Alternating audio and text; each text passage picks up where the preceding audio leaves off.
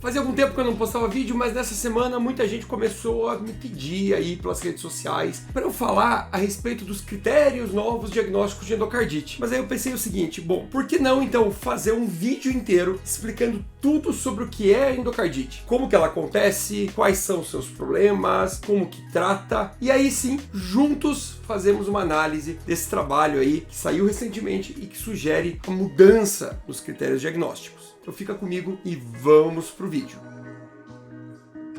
Se você é novo por aqui e ainda não me conhece, meu nome é Gustavo, eu sou médico, sou especialista em cardiologia e clínica médica, sou doutor em medicina interna e também sou professor universitário. Aqui no canal a gente fala a respeito de temas relacionados à medicina, às ciências da saúde, curiosidades sobre esses assuntos, também falamos aí sobre medicina baseada em evidências. Então, no vídeo de hoje, tudo sobre a endocardite infecciosa. Vamos primeiro entender então o que é a endocardite. A endocardite, ela é a inflamação do endocárdio. Então, primeiro precisamos entender o que é o endocárdio. O endocárdio é o tecido que reveste por dentro o coração, mas mais do que isso, ele é o tecido que forma as válvulas cardíacas. São aquelas válvulas que garantem o fluxo unidirecional do sangue, para que o sangue do teu corpo, na hora que o coração bombeie, ele sempre vá para frente, né? Ele não pode ficar voltando. Por exemplo, se ele volta dos ventrículos para os átrios, você pode ter problema. Como é que acontece então a endocardite? Tudo se inicia com o que nós chamamos de endocardite não infecciosa. Então, o paciente, por exemplo, vai lá e tem uma lesão nessas válvulas cardíacas, nesse endocárdio. O corpo então começa a fazer ali uma reação inflamatória, começa a acontecer a formação de um coágulo, um trombo local, e nós temos a endocardite trombótica não infecciosa. Ainda não tem nenhum germe causando essa endocardite. Porém, agora eu tenho ali uma lesão no tecido e o coágulo sendo formado. Se por acaso esse paciente pegar neste momento uma infecção bacteriana e as bactérias corram pela corrente sanguínea dele, o que vai acontecer? Ela vai encontrar lá aquele coágulo aderido ao endocárdio, vai grudar lá e vai começar a se proliferar. E aí sim eu tenho a endocardite infecciosa, geralmente causada por bactéria, mas também pode ser causada por fungos em algumas situações. E veja bem então, que não é fácil ter endocardite, porque o paciente precisa ter o substrato, que é aquela lesão que formou o trombo, e ele precisa que na corrente sanguínea dele caiam bactérias, e não pode ser qualquer bactéria, tem que ser uma bactéria que tenha a capacidade de aderir a esse trombo e a esse tecido ali, ao endocárdio, né? Precisa de uma série de fatores. Uma vez que a bactéria começa a crescer ali, ela pode levar a alguns problemas. Um deles é a destruição daquela válvula, gerando a incompetência dela. Com certeza alguém vai vir aqui nos comentários agora dizer que minha voz tá ruim. Sim, gente, eu tô me recuperando de um resfriado, tá? Mas não é Covid, não é nada, tudo veio tudo negativo. Resfriado comum aí, mas fica essa voz aqui, né? Mas eu não podia deixar de gravar esse vídeo para vocês. Então, um dos problemas da endocardite seria a destruição da válvula. Outro problema que pode acontecer é, imagine, eu tenho ali na minha válvula um monte de coágulo cheio de bactéria dentro. O que pode acontecer? E o coração batendo. O coração pode pegar pedacinhos ali cheio de bactéria, dessa vegetação que nós chamamos, que é esse bolo de bactéria que tem ali, começar a jogar pro corpo, né? O coração tá bombeando. Então ele começa a jogar essas bactérias pro corpo. E o paciente começa a ter êmbolos sépticos. Então ele começa a fazer, por exemplo, um abscesso na cabeça, pode fazer abscessos pelo corpo. Se tiver do lado direito do coração, pode fazer vários focos de pneumonia. Tem alterações muito clássicas que são considerados fenômenos embólicos da endocardite. Pode ser que até no fundo de olho do paciente fazendo o exame, você perceba lá alterações na retina por causa disso. Também tem o problema da resposta imune, né? O nosso corpo vai tentar combater essas bactérias e ele pode gerar reações imunes exacerbadas, fazendo dor articular, alterando exames de sangue, fazendo o que nós chamamos de nódulos de Osler, que são esses nódulos que estão aparecendo aí na tela agora, que são muito dolorosos e são uma resposta inflamatória. Então, veja que pode causar muitas alterações, sem falar, obviamente, na febre, né? Por causa disso, o tratamento não é muito fácil. O tratamento ele é feito com antibiótico, só que o antibiótico chega muito mal lá nessa região, porque é um bolo de bactéria, né? Então é um bolo com uma capa, ele até consegue pegar aqui as bactérias que estão por fora, mas se chegar lá e destruir todas essas bactérias, o antibiótico tem muita dificuldade. Por isso que o tratamento ele é prolongado. Aí o paciente vai precisar, em média, aí, de umas 4 a 6 semanas de tratamento antibiótico, a depender do tipo da bactéria. E o ideal é que esse antibiótico seja escolhido de acordo com o perfil da bactéria, né? Então descobre qual é a bactéria, faz testes laboratoriais para ver quais antibióticos vão ser eficazes contra essa bactéria e aí usa eles. Quando existe uma destruição valvar muito importante, por exemplo, está formando ali bolos de pus, abscessos, a válvula está parando de funcionar, ela está completamente insuficiente ou o paciente está em estado muito grave, a indicação aí é cirúrgica. Fazer a abertura do tórax do paciente, a retirada ali da válvula, a higienização, retirar essas vegetações e colocar uma prótese no lugar dessa válvula. Se vocês quiserem um vídeo específico falando sobre como é que é essa cirurgia, como é que são as cirurgias cardíacas de válvula, escreve aí nos comentários que eu vou colocar na lista aí para fazer no futuro. Pensando agora, gente, eu vou me comprometer aqui com vocês, hein? Eu sei que tá meio parado os vídeos aqui no canal, mas eu me comprometo a 2 vídeos por semana. Mas eu quero todo mundo dando like nesse vídeo, comentando. Te desafio a fazer 2 vídeos por semana.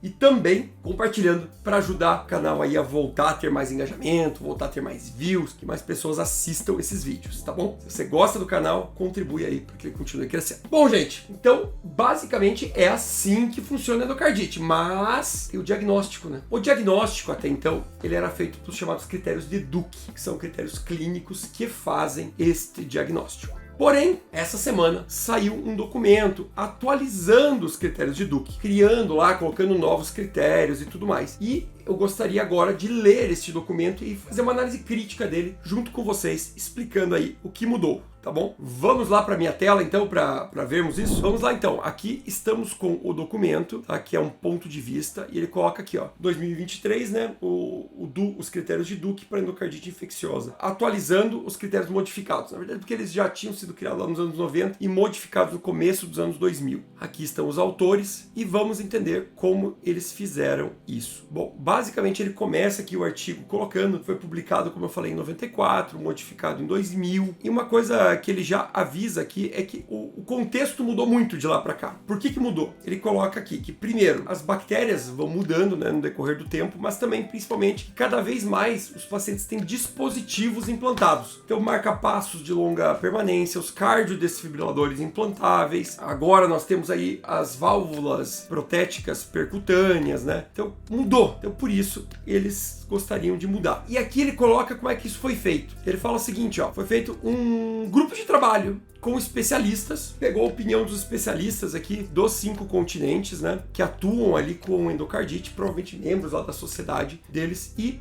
em conjunto eles decidiram essa modificação. Vou ser sincero que não era isso que eu esperava, tá? Quando eu vi que modificou, eu esperava uma coisa mais ou menos como o pessoal do Surviving Sepsis fez. Quando eles fizeram o Sepsis 3, eles mostraram lá a acurácia do novo critério, né, do Quicksolva em relação ao antigo, justificando que ele pegava mais casos, que ele era mais acurado, testando numa população, comparando o antigo com o novo para trazer esse resultado. E agora, quando eles tiraram o Quicksolva, colocaram lá o Mills e etc., eles também mostraram os trabalhos lá que fizeram a comparação de acurácia, mostrando que eles são melhores que o Quicksolva e embasando isso. Aqui não, a impressão que eu tive é que foi realmente bem assim, opinião de especialista, tá?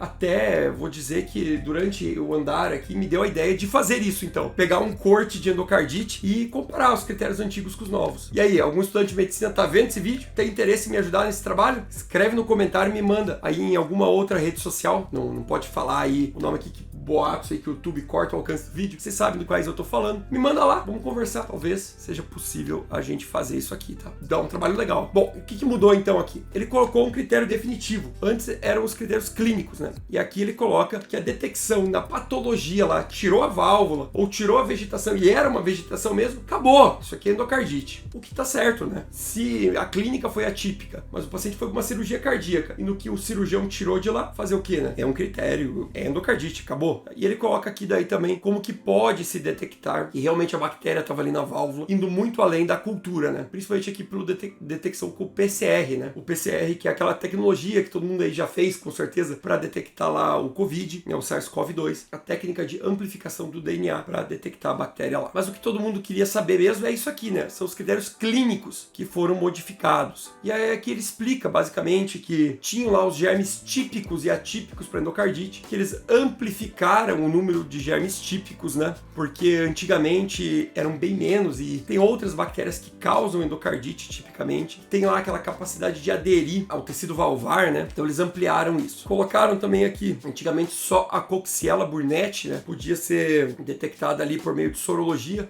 Agora eles colocam outras aqui também como critério maior, e também uma modificação no critério de imagem. O critério de Duke lá de 2000, ele colocava basicamente como imagem o ecocardiograma lá com sinais de vegetação, né, ou presença de uma lesão valvar nova. A Sociedade Europeia de Cardiologia, em 2015, ela meio que já tinha atualizado isso por conta própria e colocado a tomografia computadorizada e o PET, né, o PET-CT aqui, os métodos por meio de medicina nuclear. Já tinha colocado lá, mas aqui não. E colocou como substitutivo, então, o critério de imagem, então ele ficou o eco, colocaram essas duas novas, a tomografia e a medicina nuclear, que já estava lá na Sociedade Europeia, e colocaram um outro aqui que é a evidência cirúrgica, que é quando o cirurgião abriu ali o coração para fazer alguma outra coisa, ele olhou e falou, ó, tem um aspecto aqui de endocardite, tá bom? Basicamente foi essa inspeção intracardíaca ali na hora da cirurgia, valeu como critério maior também. Lembrando que o definitivo é o isolamento da bactéria na patologia, que a gente está falando da inspeção pelo cirurgião durante a cirurgia.